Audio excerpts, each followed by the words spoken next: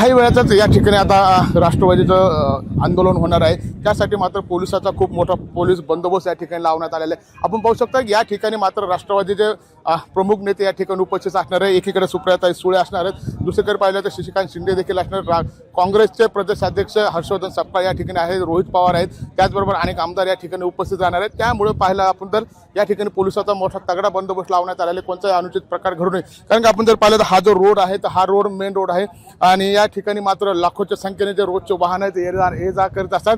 त्यामुळे जर 10 मिनिटं जरी ट्रॅफिक जाम झाली तर जवळपास 4 ते 5 तास ती ट्रॅफिक आहे तर सुरळीत होत नाही।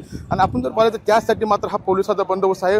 पोलिसाच्या गाड्या देखील आपण पाहू शकता, मोठ्या गाड्या देखील या ठिकाणी आणण्यात आल्या आहेत। त्याच माध्यमातून जर पाहिलं तर या ठिकाणी पोलिसांनी जे आहे तर मोठा तगडा बंदोबस्त लावण्यात आले, कोणता अनुचित प्रकार घडू नये या ठिकाणी। त्यामुळे मात्र या ठिकाणी जे आहे तर पोलीस बंदोबस्त मोठ्या प्रमाणात लावलेला आहे।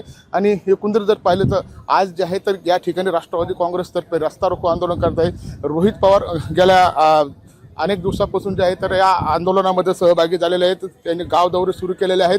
त्यामुळे कुठेतरी आता हे आंदोलन यशस्वी करण्याचा प्रयत्न मात्र आता राष्ट्रवादीकडून करण्यात येत आहे। आणि त्याचमुळे आपण जर पाहिलं तर या खऱ्या अर्थाने हे महाविकास आघाडीचं आंदोलन आहे, कारण काँग्रेस देखील त्यामध्ये सहभागी आहे। आता यामध्ये शिवसेने ठाकरे गटाचे काही आमदार यामध्ये कोणी सहभागी होते का हे देखील पाहणं महत्त्वाचं आहे। जरी राष्ट्रवादीचं आंदोलन म्हणत असलं तरी देखील या ठिकाणी काँग्रेसचं हर्षवर्धन सपकाळ असल्यामुळं हे एकीकडून जर पाहिलं तर महाविकास आघाडीचं आंदोलन आहे का हे देखील पाहणं महत्त्वाचं ठरणार आहे। आणि त्याचमुळे मात्र आता या ठिकाणी अनेक आमदार आहेत, सुप्रियाताई सुळे आहेत, त्यामुळे पोलिसाचा मात्र मोठा बंदोबस्त या ठिकाणी लावण्यात आलेला आहे, कोणताही अनुचित प्रकार घडू नये आणि जे काही ट्रॅफिक आहे ती देखील त्यानंतर मात्र सुरळीत व्हावा यासाठी मात्र तगडा बंदोबस्त या ठिकाणी लावण्यात आल्याचं आपल्याला पाहायला मिळतं।